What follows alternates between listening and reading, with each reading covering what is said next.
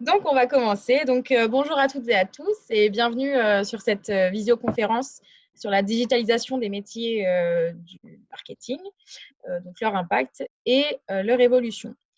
Normalement, tout le monde l'a bien fait, mais je vous demanderais bien de garder vos micros et vos caméras éteintes pendant tout le temps de la conférence pour que ce soit plus facile pour tout le monde d'écouter les conférenciers. Donc, je me présente, je m'appelle Clémence, je travaille pour l'école Zenium Factory. Donc, pour ceux qui ne connaissent pas, c'est la première école de la transformation digitale qui a été créée pour les entreprises et par les entreprises à l'initiative donc du MEDEF Auvergne-Rhône-Alpes en 2018. On propose donc un cursus de transformation digitale en alternance sur 1 an, qui est réservé aux personnes qui ont déjà un bac+5. Et donc, nos apprenants sont capables d'accompagner les entreprises dans leur transformation digitale en pilotant divers projets. Voilà. Donc, aujourd'hui, pour cette conférence, nous accueillons très chaleureusement donc, le groupe Apicil, donc, qui est un de nos partenaires, un des partenaires de Zenium Factory et qui accueille donc, cette année une apprenante au sein du groupe. Donc, tout d'abord, vous avez donc Marie-Ève Saint-Cierge-Lovy, qui est donc directrice marketing, Céline Doretti, responsable marketing et acquisition, et enfin Laurent Broyer, qui est chef de projet digital, donc, qui vont animer cette conférence aujourd'hui. Et à la suite de cette conférence, donc, il y aura un petit temps d'échange de questions-réponses où tout le monde pourra participer. Donc, vous pourrez bien écrire vos questions sur la partie conversée de Zoom. Et donc, moi, je lirai les questions et donc nos conférenciers pourront vous répondre. Voilà, je vous souhaite à tous une bonne conférence et puis à tout à l'heure. Merci. C'est à vous. Merci. Donc bonjour à tous, donc plutôt bonsoir à tous. Donc je suis ravie de partager ce moment avec vous. Alors c'est vrai que cette intervention à distance est plutôt déstabilisante puisqu'elle ne va pas permettre autant d'interactions qu'on aurait pu le vouloir, mais bon, on va faire avec. Donc je me présente rapidement, je suis Marie-Ève Saint-Cierge-Lovy, je suis juriste politologue de formation initiale puis école de commerce. Et j'ai en ce moment en charge 2 fonctions au sein du groupe Apicil. J'en charge le marketing des métiers santé prévoyance du groupe et le projet de transformation du SI client.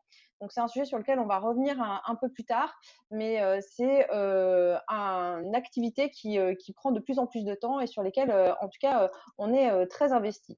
Donc ce soir, je suis accompagnée de 2 collaborateurs de la direction marketing, donc Céline Doretti et Laurent Broyer, qui viennent de vous être présentés. Ces 2 collaborateurs qui jouent aussi un rôle important dans le projet de transformation SI client. Donc voilà. Peut-être juste, et ils se présenteront tout à l'heure, je pense, au moment de leur intervention. En quelques mots, Céline nous vient de l'univers de la data et du décisionnel.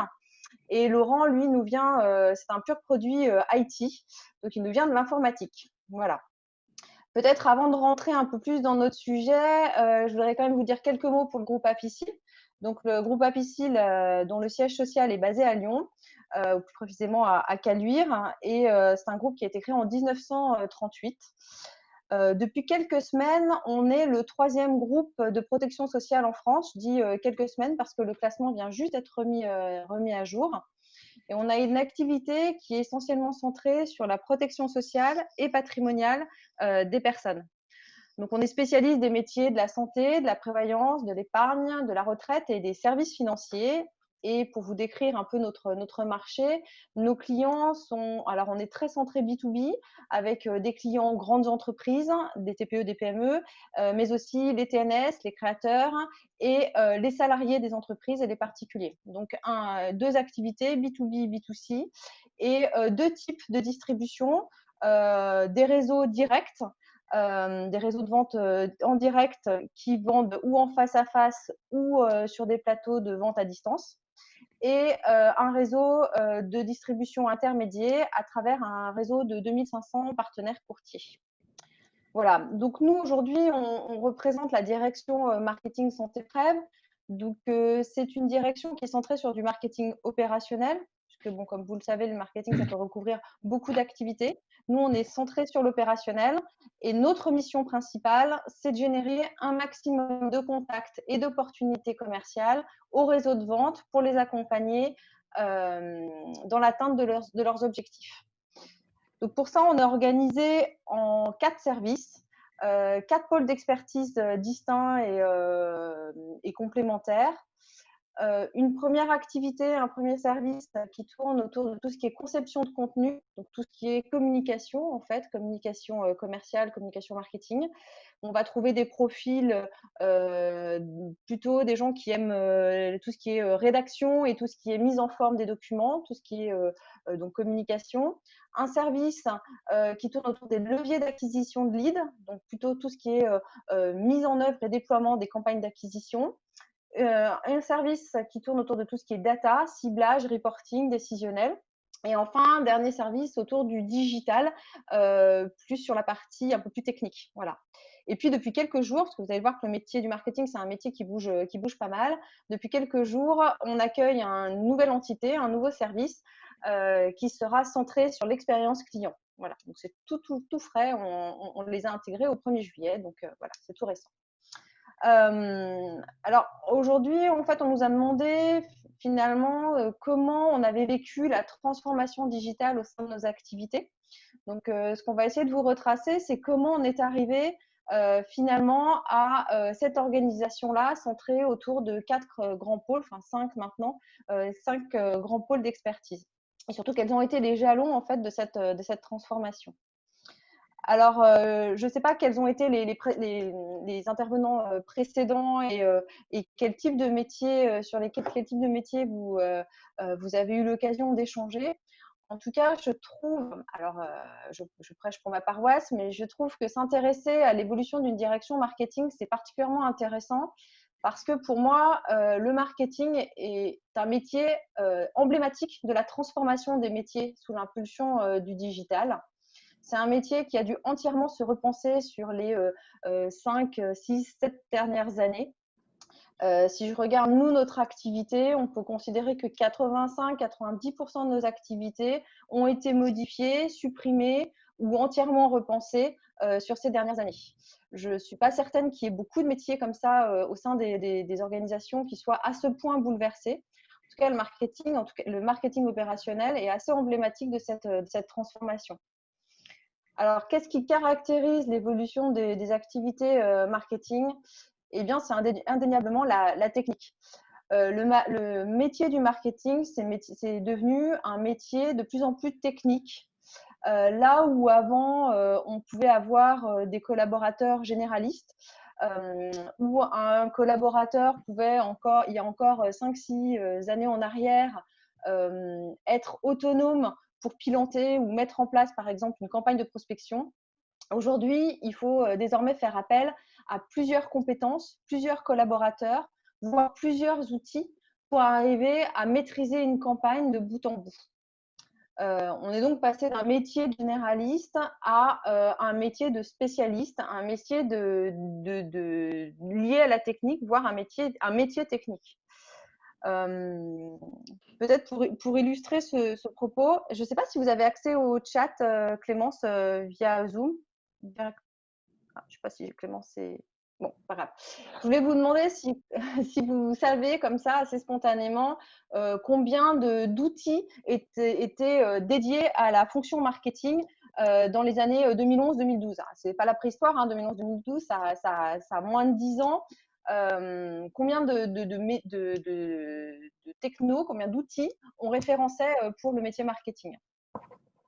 Donc, bon, après, je ne sais pas si du coup vous pouvez répondre, mais alors du coup je vais vous donner la réponse, mais on en comptait à peu près 150. Il y avait à peu près 150 outils disponibles sur le marché pour opérer le métier du marketing. Aujourd'hui, début 2020, on en compte plus de 7100. 150 outils il y a 8 ans, plus de 7000 en 8 ans après. Je vous laisse calculer le taux de croissance de ce marché, mais on peut considérer que c'est un marché plutôt porteur. Alors, ça fait le bonheur des éditeurs, et bien, ça fait le cauchemar des marketeurs.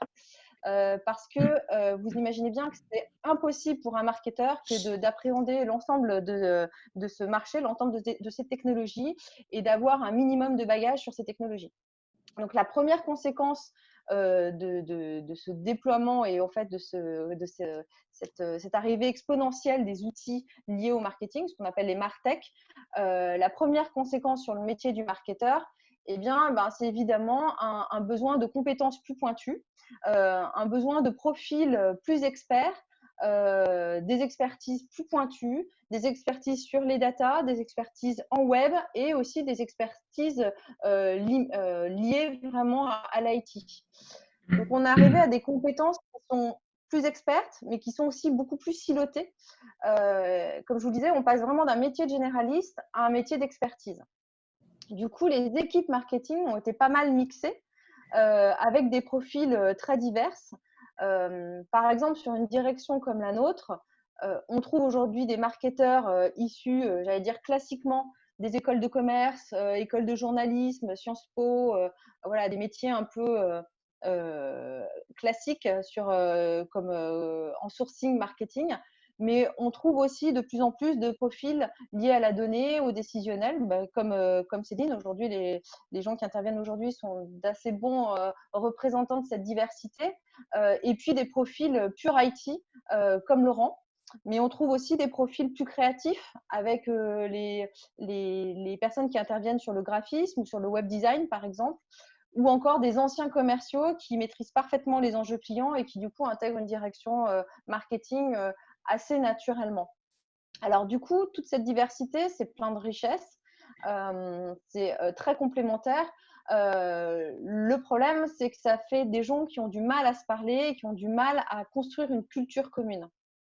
Si on a créé 4 et maintenant 5 services distincts au sein de notre direction, c'est pas pour faire chic, hein, c'est pas pour avoir plein de managers, hein, c'est simplement parce que c'est vraiment des pôles d'expertise qui sont distincts et qui demandent un management, qui demandent une organisation qui leur est spécifique.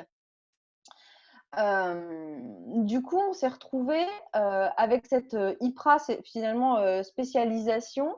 On s'est retrouvé à une extrême, en tout cas dans notre direction, où on n'a pas forcément des moyens pléthoriques. On s'est retrouvé avec quasiment, sur certaines fonctions, un poste, une expertise égale un collaborateur. Donc, c'est le cas, par exemple, sur le SEO ou le SIA. On n'a pas les moyens d'avoir plusieurs experts de ces disciplines. On n'a pas non plus un volume d'activité qui justifierait de multiplier ces postes. Et donc, on s'est retrouvé avec des collaborateurs isolés dans leurs fonctions, finalement, seuls dans leurs fonctions.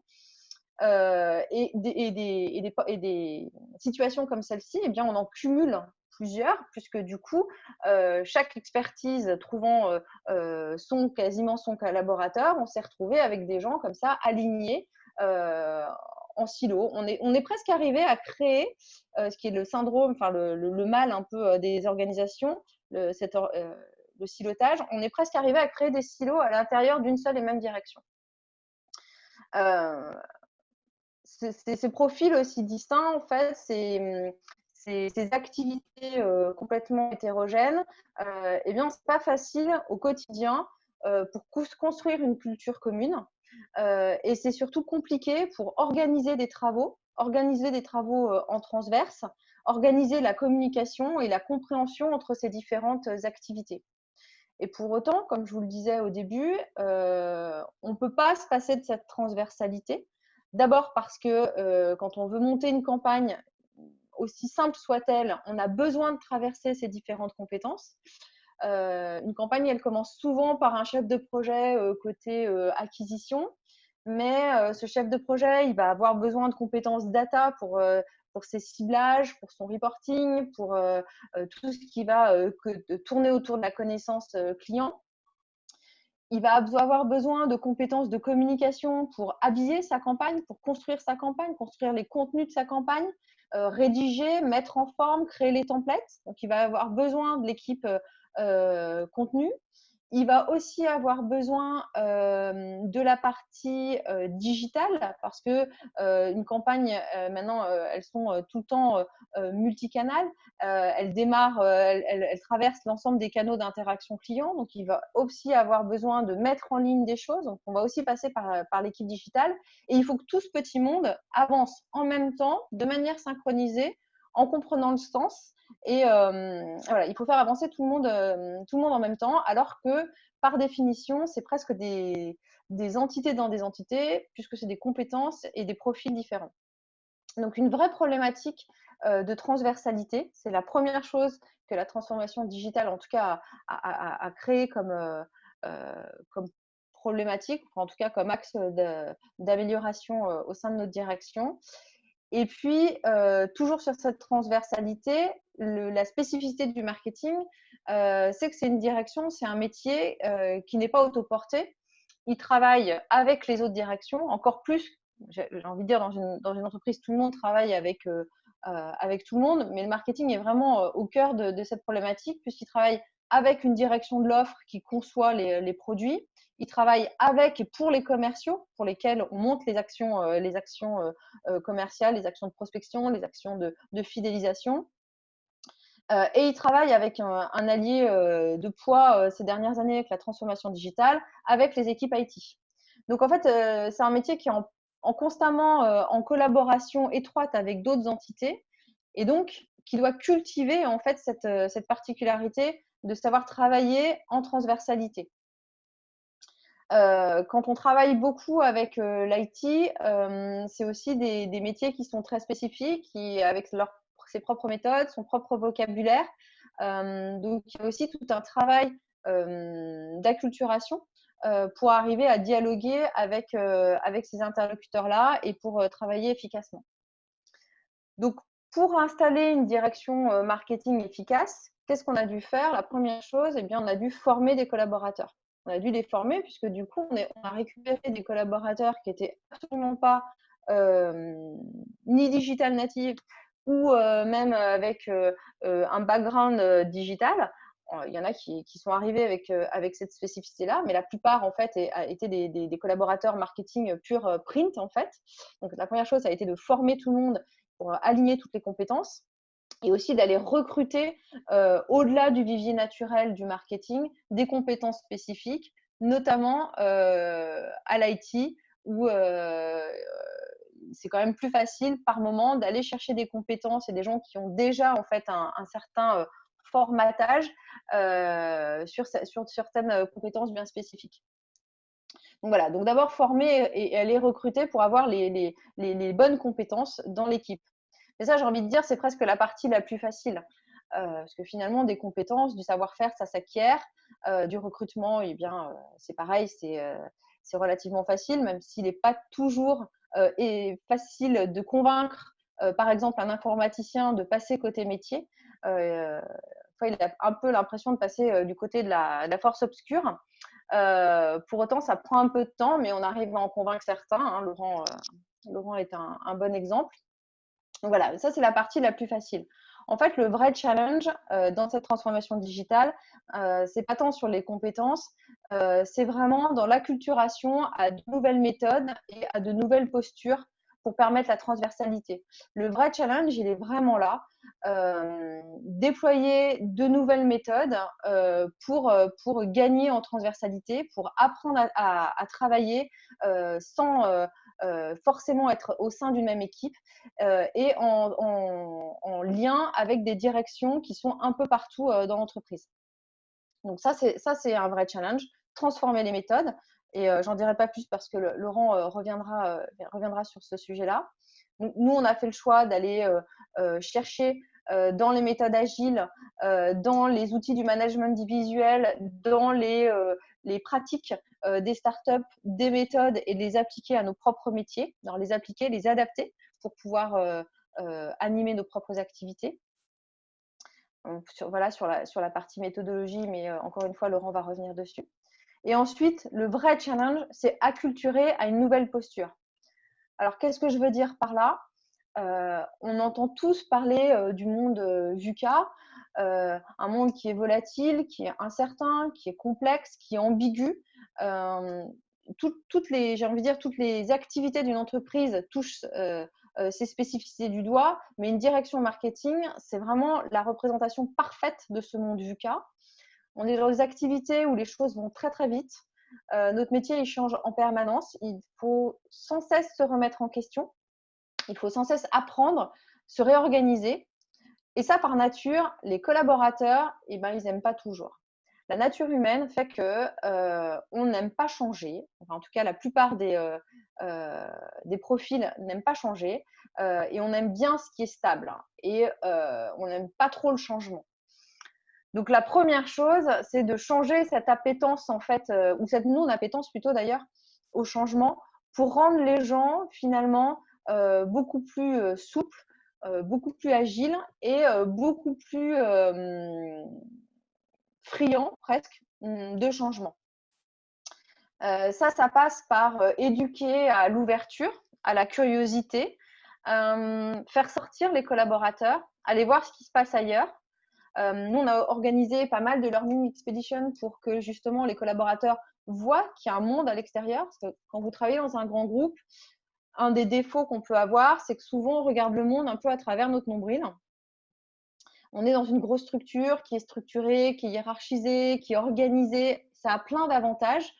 Ça permet d'avoir d'abord un accès à certains moyens, ça permet d'avoir des compétences en interne. Enfin, voilà, ça a plein d'avantages, mais ça a un inconvénient, c'est que parfois, on oublie un peu d'aller regarder ce qui se passe dehors. Donc, la première chose aussi qu'on a faite, c'est de sortir les collaborateurs, les inciter à aller dehors, à aller voir ce qui se passe dehors, à toucher du doigt l'écosystème.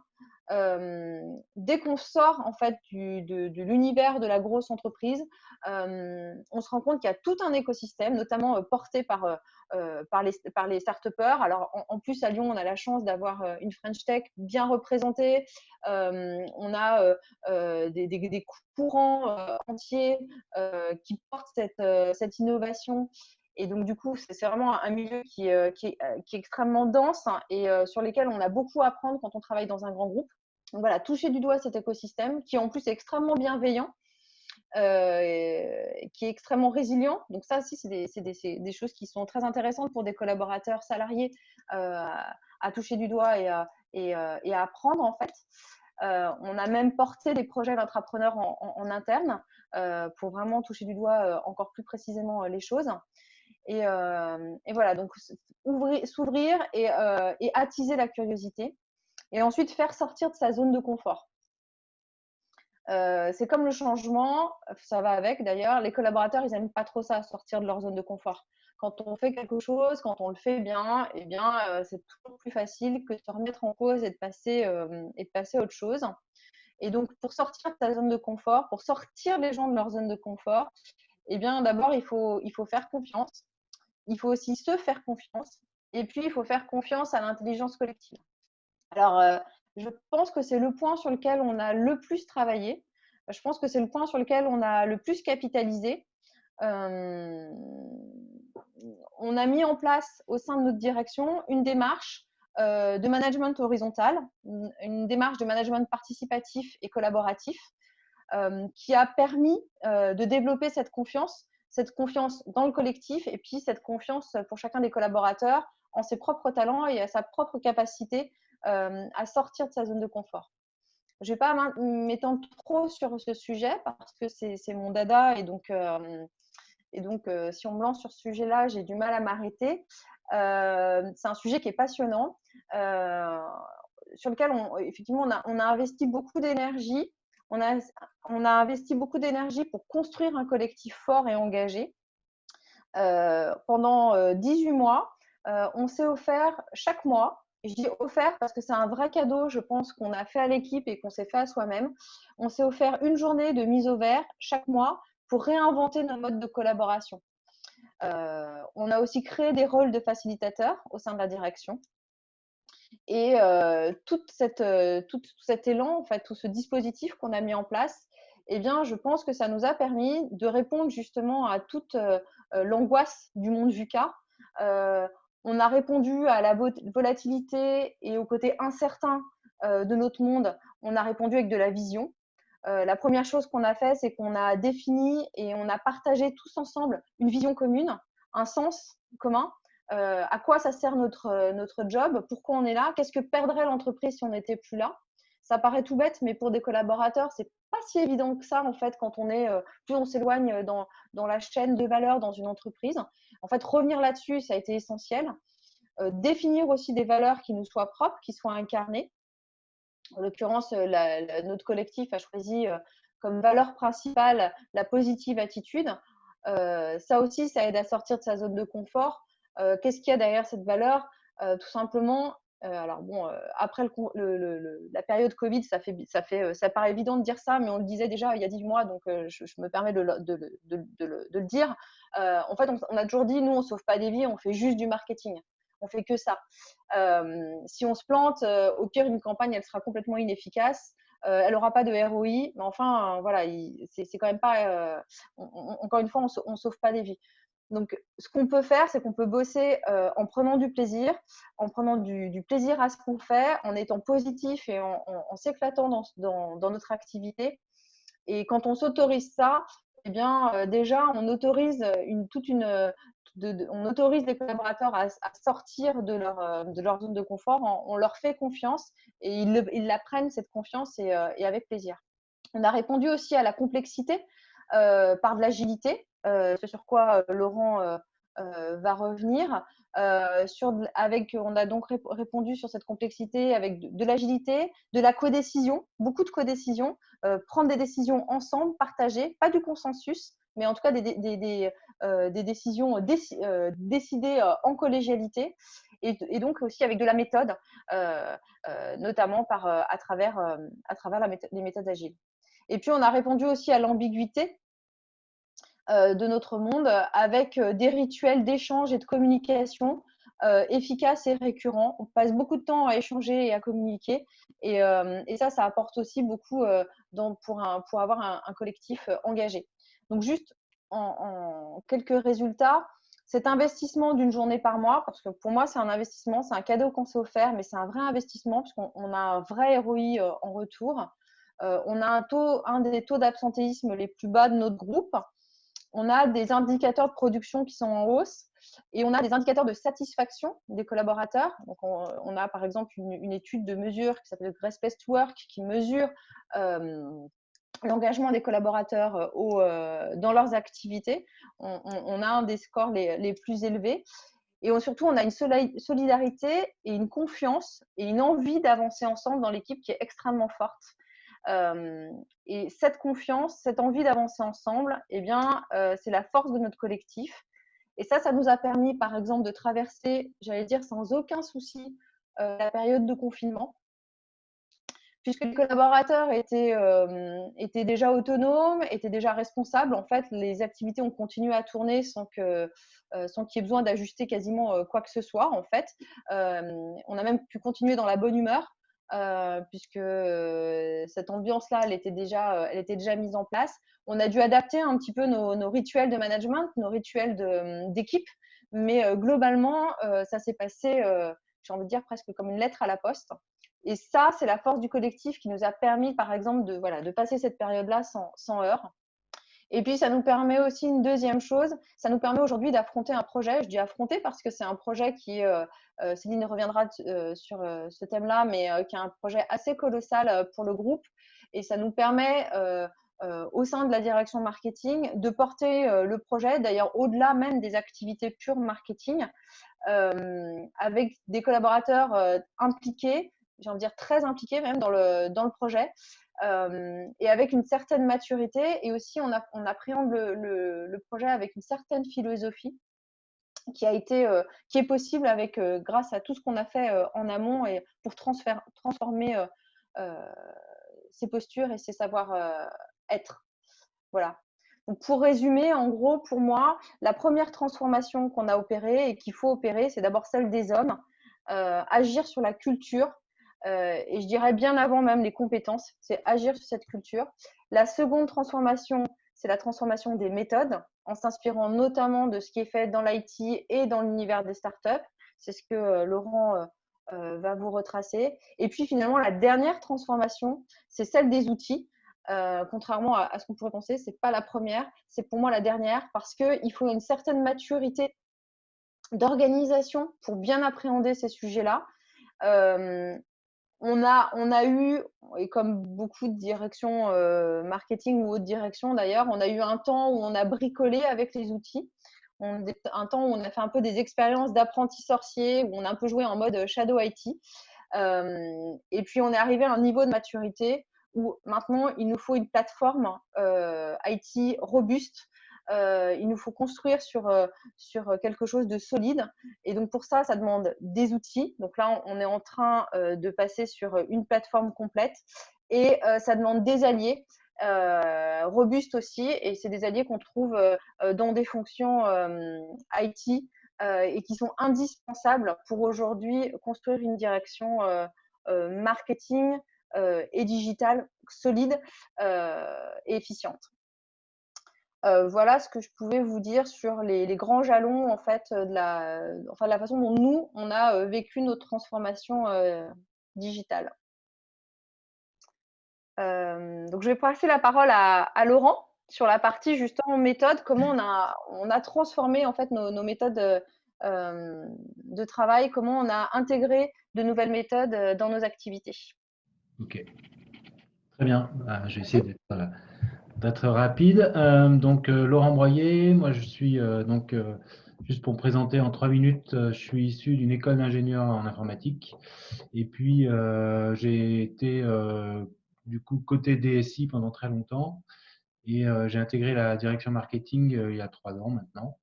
Donc voilà, j'étais chef de projet, j'ai été Scrum Master pour ceux qui connaissent un peu l'agilité, c'est le garant de l'agilité dans les projets agiles. Et voilà, donc j'ai intégré cette direction marketing en 2017. Juste pour replacer un peu l'agilité, j'avais prévu de vous faire un tout petit historique de l'agilité, ensuite de voir ce que c'est quand même, pour qu'on en parle, parce que on parle beaucoup d'agilité un peu dans tous les sens, mais personne ne sait vraiment ce que c'est derrière. Puis voir aussi comment on l'a implémenté chez nous, qu'est-ce qu'on en a fait en fait. Donc l'agilité, elle est arrivée assez tardivement, mais ça fait maintenant près de 20 ans. Donc si on regarde un peu dans les 30 glorieuses, dans les années 50, où les entreprises, en fait, elles produisaient massivement et elles produisaient de façon uniforme. Donc elles n'avaient pas trop de questions à se poser sur ce que voulait le client. Le client, il avait un frigo et il achetait le frigo. Ensuite est arrivé le choc pétrolier, etc. Il a fallu renouveler un peu l'offre et s'adapter à l'offre du client, adapter l'offre par rapport aux revenus du client. Ensuite est arrivé l'informatique dans les années on va dire 80 à peu près. Et là, il y a eu encore des transformations, mais qui ont été, les entreprises ont gardé leur fonctionnement, on va dire, industriel avec l'informatique. Puis, le manifeste agile, qui est à la fois un point de départ pour de nombreuses personnes, mais c'est aussi un point d'arrivée de plein de faisceaux de méthodos qui étaient autour de l'agilité. Et le manifeste agile a été écrit en 2001, donc je vous en reparlerai un petit peu après. Donc ça donne aussi un peu de distance par rapport à ça, puisque 2001, c'est avant l'iPhone qui est arrivé en 2017, avant les réseaux sociaux, Facebook et Twitter qui sont arrivés en 2006, 2004. Voilà. Et avec l'arrivée de tous ces nouveaux outils, de ces nouveaux médias, en fait, les marques ont commencé à rentrer un peu dans l'intimité des clients.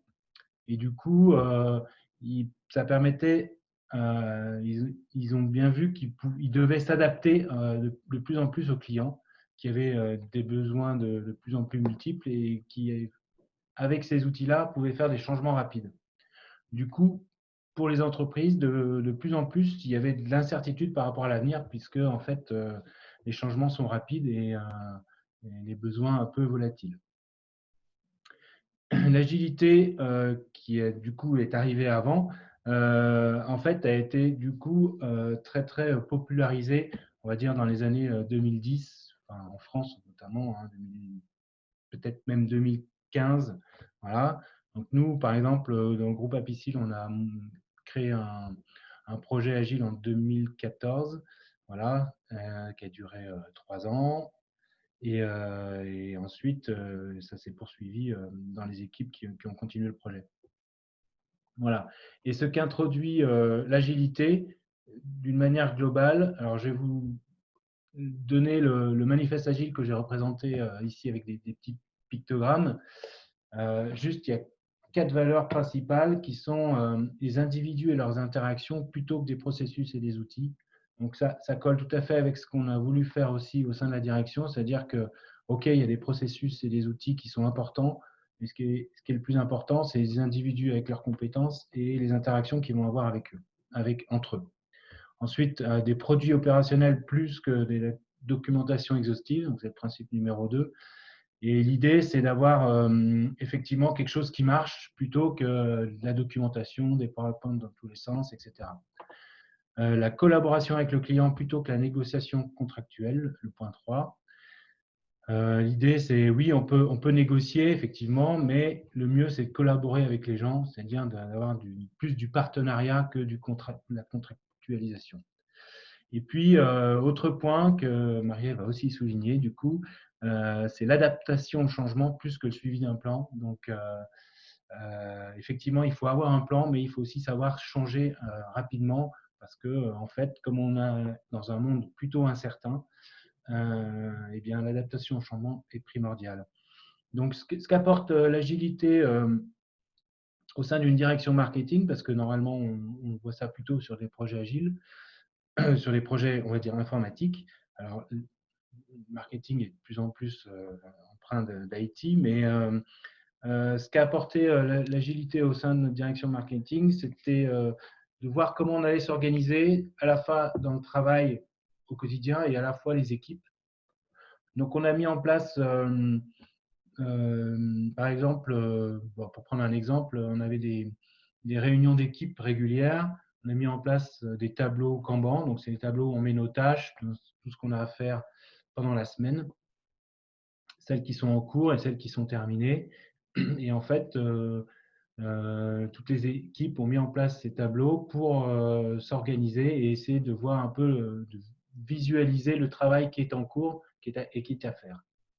Voilà, ça permet, grâce au management visuel, d'avoir ce retour-là. C'est un tableau qui est affiché dans un endroit qui est au central. D'ailleurs, on a mis en place aussi une salle qu'on appelle OBEA, qui est en fait un endroit central au sein de la direction qui permet aussi de fédérer les équipes autour de cet endroit.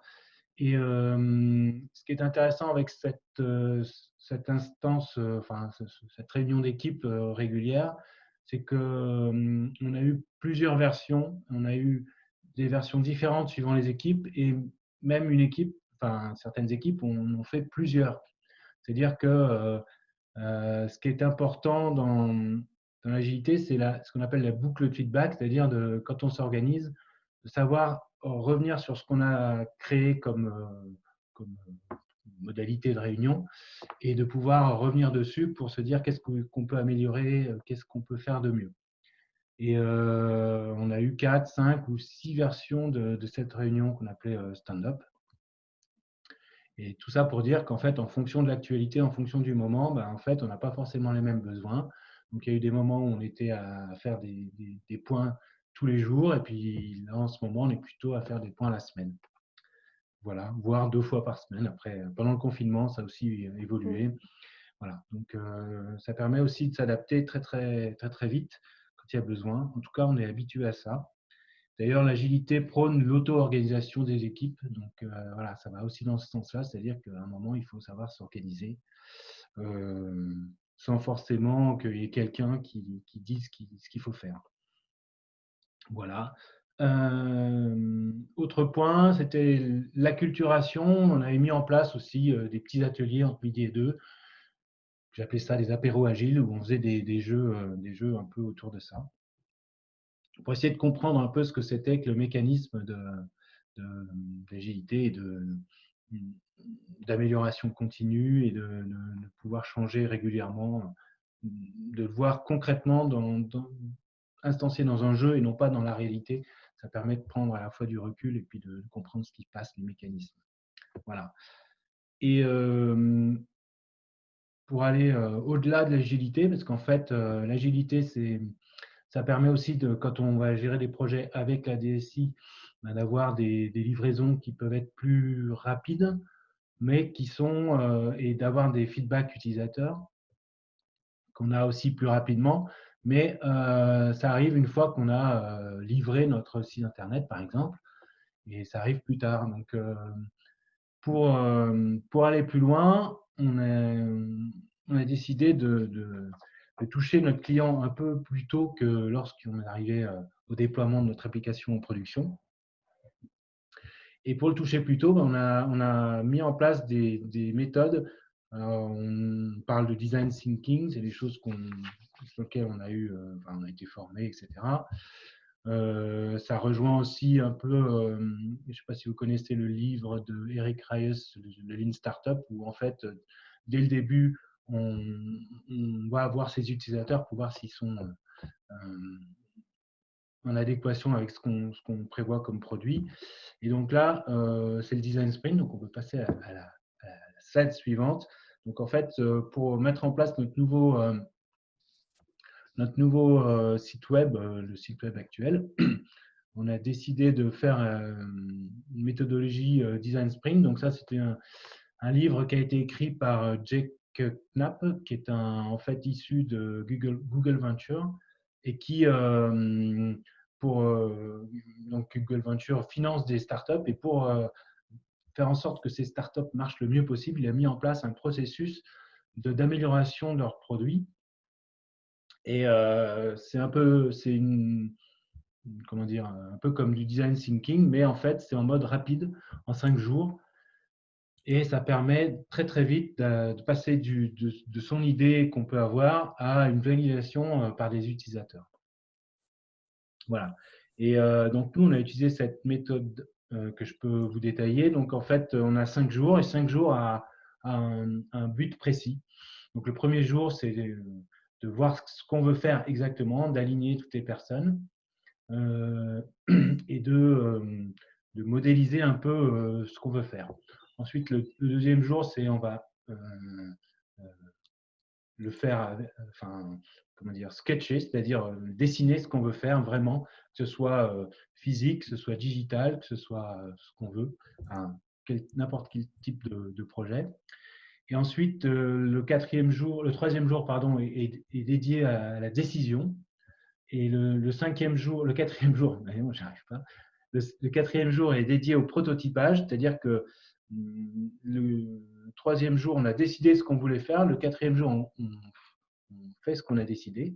Et le cinquième jour, eh ben, on va tester auprès d'utilisateurs qu'on a engagés pendant la semaine pour qu'ils viennent tester ce qu'on a prototypé.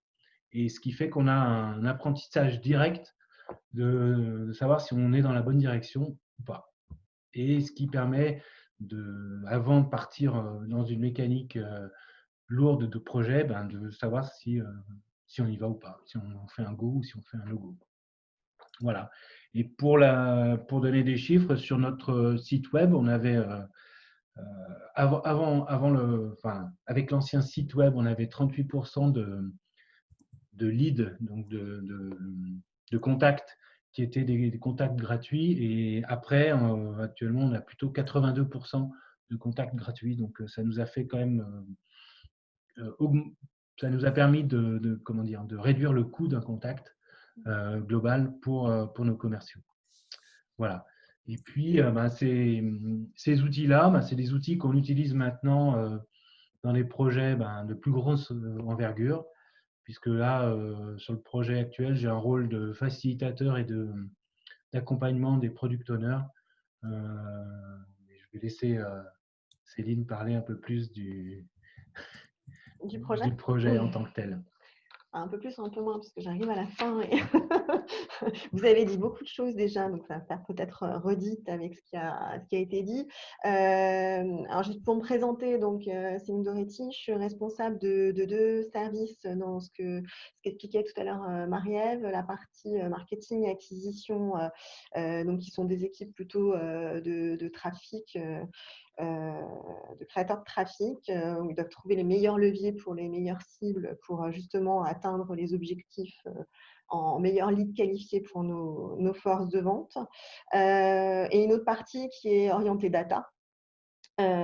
Donc data, connaissance client, que ce soit en amont ou en aval de tous ces dispositifs de campagne, soit pour de l'analyse, soit effectivement pour des axes plus décisionnels et qui sont des parties prenantes justement au niveau des projets. Dès qu'il y a des projets data orientés un peu techniques avec l'IT, ce sont les interlocuteurs dans les équipes. Donc, par rapport à ce qu'a dit Marie-Ève et ce qu'a dit Laurent, Laurent vient d'expliquer tout ce qui était méthode. Marie-Ève disait qu'il y a la brique outil qui n'est pas forcément la plus essentielle. Néanmoins, elle est incontournable. Comme disait Marie-Ève, il y a énormément d'outils sur le marché. On est sans cesse en train, effectivement, de se former ou de s'auto-former à utiliser des outils. En termes de marketing, effectivement, la chaîne est longue au niveau des équipes. Évidemment qu'on ne peut pas, au niveau des équipes, demander à ce qu'ils soient tous compétents, experts dans tous les outils du marché. Ce n'est même pas imaginable. Donc, actuellement, on utilise des outils comme un CRM qui s'appelle Selligent.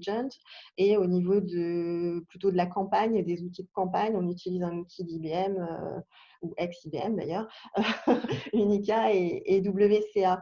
On a la chance d'avoir un projet qui a démarré maintenant il y a 9 mois. On n'a encore pas le bébé, mais on a démarré il y a 9 mois. On aura le bébé, la première partie du bébé, on va dire, en mai 2021. Et on a la chance et l'opportunité pour les équipes de pouvoir mettre en place un nouveau CRM, un nouveau système d'information dans le groupe sur toute la santé et la prévoyance.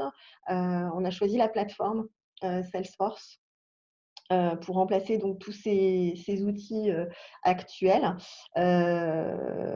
Donc on a choisi, ça a été aussi un travail à part entière que de choisir cette plateforme. On a choisi Salesforce, par rapport à ce que disait Marie-Ève, la difficulté c'est de se former sur différents outils. On s'est dit, tant qu'à faire, autant se former sur l'outil du marché, sur la plateforme leader du marché.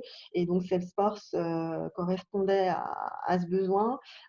Pourquoi Salesforce aussi par rapport à la brique aussi marketing, puisque je vous disais, on utilise déjà un outil, donc Marketing Cloud, qui est l'outil de Salesforce, qui nous permet aussi d'avoir un outil plus ouvert que celui qu'on avait et de s'adapter justement au marché. Certes, marché informatique, mais aussi surtout par rapport à nos clients. À chaque fois, on a des outils un peu dispars et divers, mais qui sont souvent, comme le disait Marie-Ève, en organisation et en outils très silotés. Et l'idée d'avoir choisi une plateforme, c'était aussi pour arriver à suivre et s'adapter, entre autres, aux clients, à toute cette réflexion sur le marketing customer centric, donc d'utiliser du coup et de travailler sur les parcours.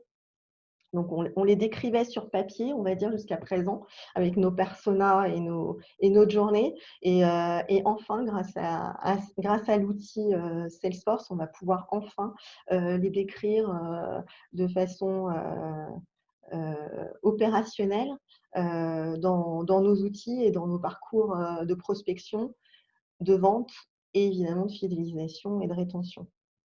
Donc l'outil, c'était pour pouvoir justement répondre à ces besoins. Et ça demande aux équipes, justement, non seulement d'apprendre à utiliser, on a la théorie ou la méthode, comme disait Laurent, mais mettre en pratique, justement, de véritables campagnes omnicanales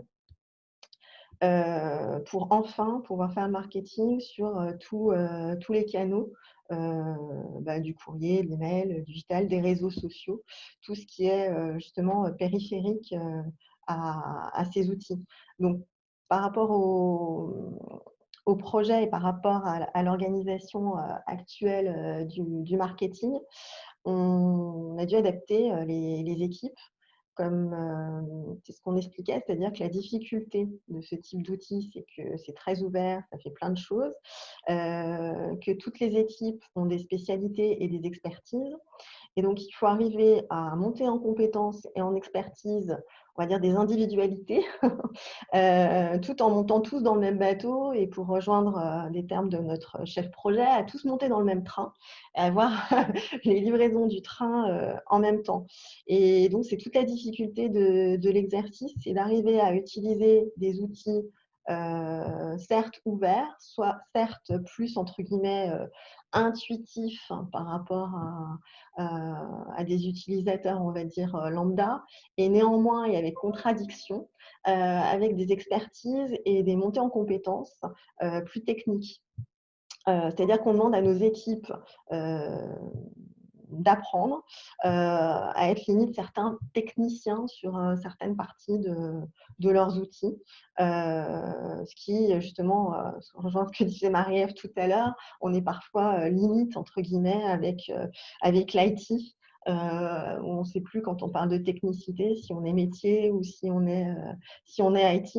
Alors parfois, ça a pu poser quelques questions, quelques problématiques d'organisation, mais à vrai dire, sur le projet, le fait d'utiliser ce type d'outils, je trouve, facilite et organise la répartition et les rôles de chacun. Par rapport à ce projet, ça a évidemment un impact sur ce que je vous disais au niveau des missions des collaborateurs. Quand je parlais des chargés de trafic, évidemment, les missions d'un chargé de trafic il y a 5 ans étaient différentes. Et là, il faut encore qu'on les forme et qu'on les accompagne pour encore en faire un nouveau métier. Si je caricature, il y a 10 ans, le chargé de trafic ne s'appelait déjà pas chargé de trafic. Il s'occupait plutôt d'un périmètre plus opérationnel. Il faisait, pour caricaturer un petit peu le marketing, la petite plaquette qui allait bien avec le petit ciblage qui allait bien et il envoyait tout ça par courrier. Désormais, et pour s'adapter, il faut qu'ils montent en technicité, il faut qu'ils connaissent ce qu'est un modèle de données, qu'ils comprennent un dictionnaire de données, qu'ils sachent faire potentiellement un peu de SQL, un peu de HTML. et tout ça pour l'envoyer non pas sur un petit courrier ou un petit routeur, entre guillemets, mais vers des réseaux sociaux. Et vers des cibles aussi larges qu'un B2B, un B2C, un B2B2C. Donc voilà, donc c'est compliqué maintenant pour un profil de monter en compétence et sans se remettre en question, mais néanmoins tout en suivant le fameux train de l'évolution du marché et des outils. Et donc heureusement qu'effectivement on a la chance et l'opportunité, et les équipes en sont vraiment conscientes, de pouvoir avoir un outil, un projet comme NES, puisqu'on l'a appelé NES, pour que ça soit vraiment quelque part une vraie opportunité, une vraie renaissance aussi par rapport à nos métiers, parce que le métier évolue, les compétences évoluent, mais effectivement, sans avoir évolué au niveau des esprits, au niveau des comportements, au niveau des méthodes de travail, je pense qu'effectivement, les équipes auraient eu beaucoup de difficultés pour arriver à s'adapter. Et là, on n'est encore pas arrivé au bout du tunnel, hein, mais effectivement, il y a encore beaucoup de travail. Mais je pense, personnellement, je suis confiante et j'ai l'impression que les équipes le sont aussi, grâce à tout ce qui a été mis en place. Certes, il va falloir monter la montagne, affronter les épreuves et apprendre et appréhender ce nouvel outil, mais quelque part, c'est quelque chose qui se fait assez naturellement, parce qu'on est habitué à se remettre en question, à apprendre. Les équipes sont des équipes curieuses, motivées. Et donc, finalement, c'est qu'une opportunité et qu'un plaisir supplémentaire dans notre travail. Ce n'est pas une crainte et une montagne insurmontable. grâce à tout ce qui a été fait autour. Et donc, certes, dans une direction marketing, il y a la transformation via l'outil, mais l'outil ne fait pas tout. Il est souvent que le grain de sable qui peut mettre en cause l'organisation. Pour nous, ça sera plutôt le tas de sable pour arriver vers le sommet. Et du coup, certes, on est transformé grâce et à cause des outils informatiques, mais grâce et surtout grâce à l'humain, entre guillemets. Et pour revenir sur ce que disait Marie-Ève au début de la présentation, je pense qu'effectivement, si on n'avait pas eu cette collaboration, ce mode de collaboration et ces valeurs qui sont notre positive attitude, je pense qu'effectivement, on serait moins serein et moins outillé, pour reprendre le jeu de mots, face à ce projet et à cet avenir. Je ne sais pas si on a dépassé d'ailleurs dans les temps. J'ai essayé de faire plus court que prévu. Hop, alors, je vais juste remettre la caméra.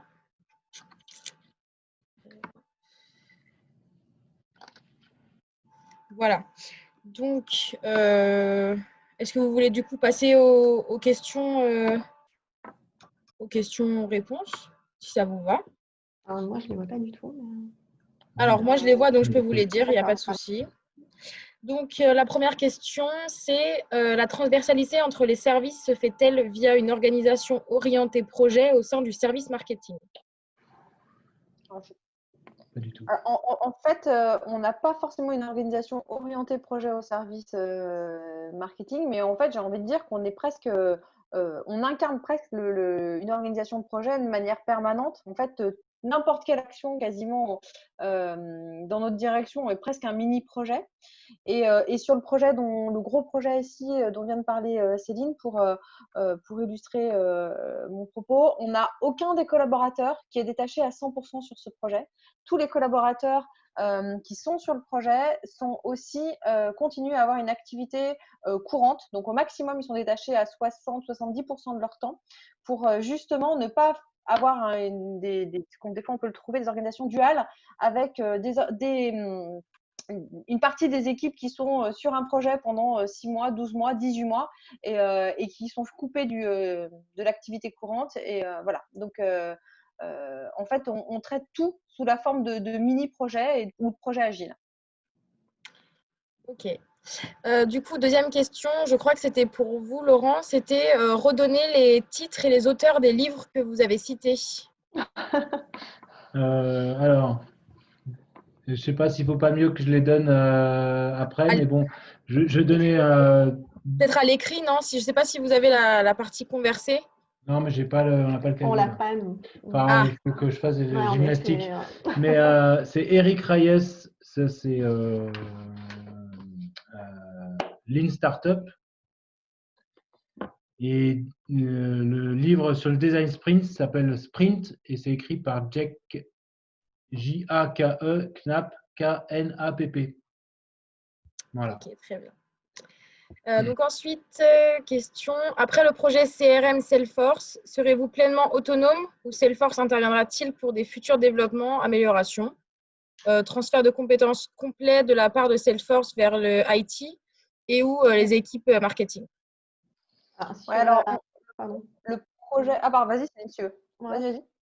Sur la partie marketing, en tout cas, puisque tu reprendras sur le reste du projet, sur la partie marketing et sur Marketing Cloud, donc on a commencé, les équipes ont commencé à se former, on va dire, avec les outils standards de Trailhead, qui est l'outil de Salesforce, la plateforme de formation d'e-learning, entre guillemets, de Salesforce.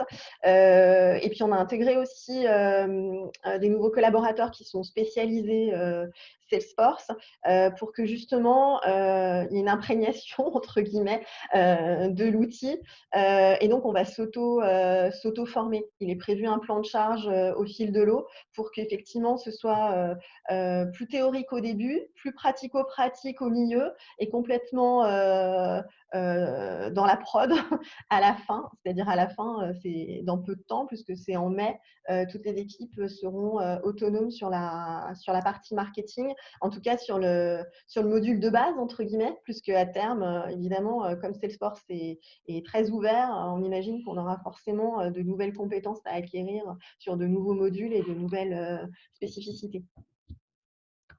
Sur le reste du projet, en fait, le projet a été découpé en 3 lots successifs. Et le lot 1, celui dont on vous parle depuis tout à l'heure, il est prévu un transfert de compétences complet à la fin du lot 1, que ce soit côté marketing, comme l'a dit Céline, mais surtout côté IT, puisque du coup, les lots 2 seront développés par l'IT interne. Donc, il y a un vrai enjeu de développement de compétences pour le coup et aussi de maintien de l'employabilité, puisque du coup, on passe sur une plateforme qui est mondialement connue et qui est un vrai challenge pour les collaborateurs, que ce soit IT, marketing, mais aussi la distribution ou la relation client, puisque du coup, monter en compétence sur ce type de plateforme, c'est aussi développer l'employabilité. Donc, la question d'après, elle est également sur le projet Salesforce. Allez-vous utiliser TAT de Salesforce pour le collaboratif, gestion, knowledge management et activité? Je n'ai pas compris le début, excusez-moi. Est-ce qu'on va utiliser Chatters? Oui, alors pour l'instant, sur l'aspect collaboratif et sur l'aspect change, pour rien vous cacher, on est en plein dans le plan d'action. Mais effectivement, en tout cas, on étudie les possibilités qui sont données par Chatter. Et l'outil a de fervents ambassadeurs en interne.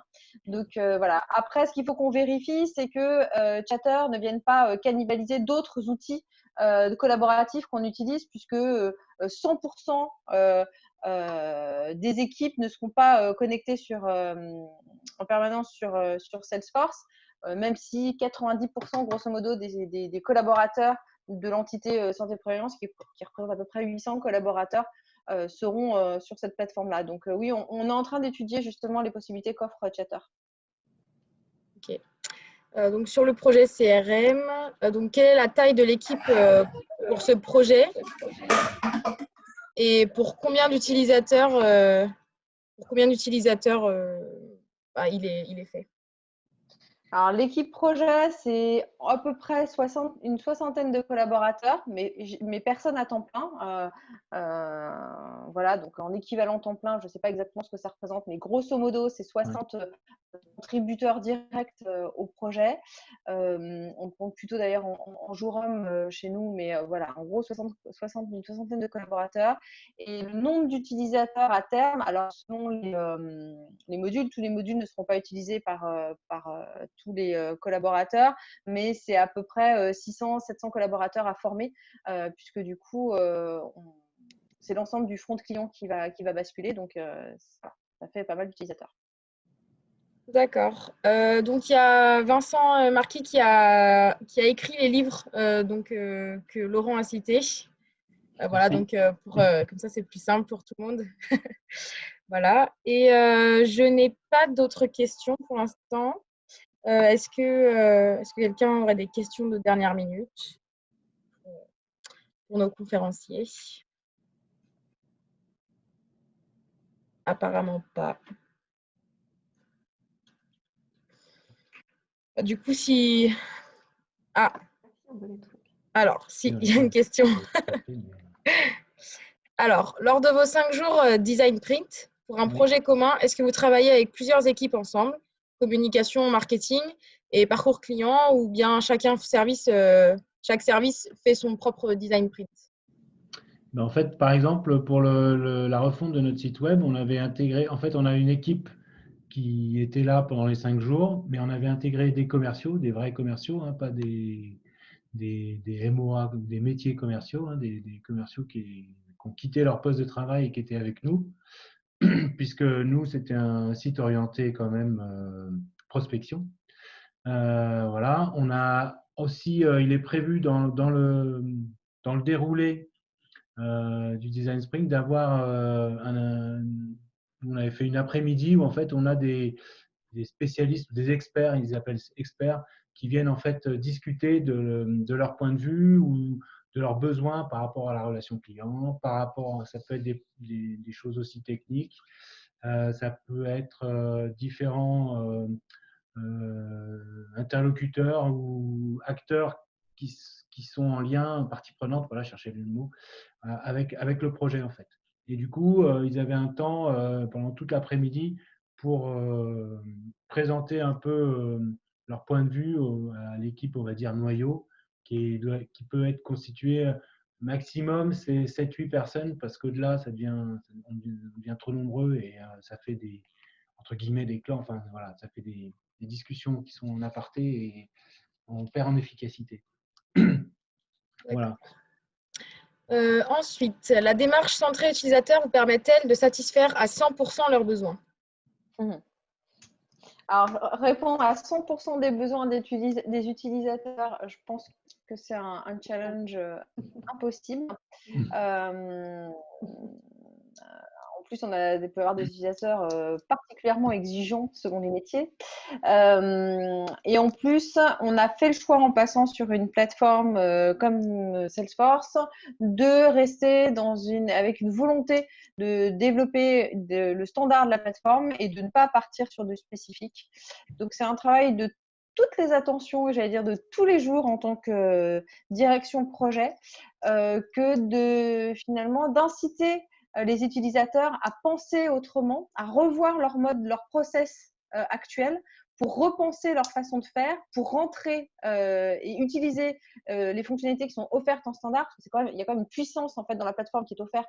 Voilà, plutôt que d'essayer de faire rentrer au chausse-pied des process tels qu'ils sont opérés aujourd'hui et qui demanderaient des développements spécifiques. Donc, c'est certain que de prime abord, ça ne remplit pas 100% des besoins, mais en fait, l'idée, c'est vraiment de transformer la façon de faire au passage, plutôt que de recréer les process actuels. D'accord. Quel type de profil recherchez-vous maintenant pour vos équipes marketing avec l'aspect digital? Donc, est-ce que c'est plutôt un profil très marketing ou très digital ou les deux? On a cherché les derniers recrutements qu'on a faits, d'ailleurs, dont une personne est arrivée pendant le confinement et une autre est arrivée juste là au 1er juillet. On a cherché des profils typés pour le coup techniques, parce que typés Salesforce. Bon, vous l'avez compris, en tout cas pour la direction marketing, c'est un gros enjeu de monter sur cette plateforme et de développer de la compétence sur Marketing Cloud. Donc, on avait eu des départs de la direction. Donc, cette fois, on a vraiment cherché des gens qui étaient déjà câblés sur ces outils-là. Je ne sais pas, Céline, si tu veux compléter. Oui, parce qu'effectivement, on s'est posé la question avec l'arrivée du projet de savoir si on remplaçait à ISO ou pas. Et puis, savoir surtout si on cherchait vraiment un profil qui sache faire, entre guillemets, du marketing ou si c'était même spécifique à l'outil. Et l'outil est tellement puissant et tellement complexe qu'on s'est dit quelque part, et c'est peut-être antinomique, mais qu'il était peut-être plus facile d'avoir quelqu'un qui était plus câblé Salesforce et un petit peu moins marketing, entre guillemets, sur nos métiers, entre guillemets, de la protection sociale, que de chercher quelqu'un qui sache plutôt faire du marketing et vendre des leads en B2B, B2C pour de la protection sociale. C'était peut-être, voilà. Donc, on a fait ce choix. Donc, la frustration du nouvel arrivant, c'est qu'effectivement, des fois, il ne comprend pas ce qu'on dit. Mais nous non plus. Donc on s'apporte mutuellement des compétences qui se complètent. Voilà.